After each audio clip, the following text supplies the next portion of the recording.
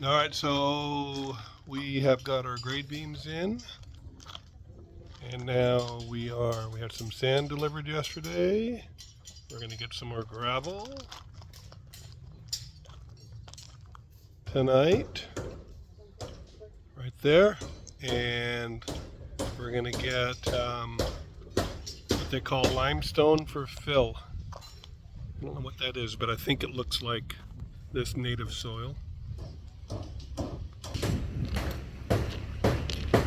Grade beams in, and then we're going to pour a stem wall.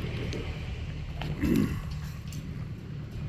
that's going to be our top of our finished floor, where the red marks are, and the top of the stem wall there.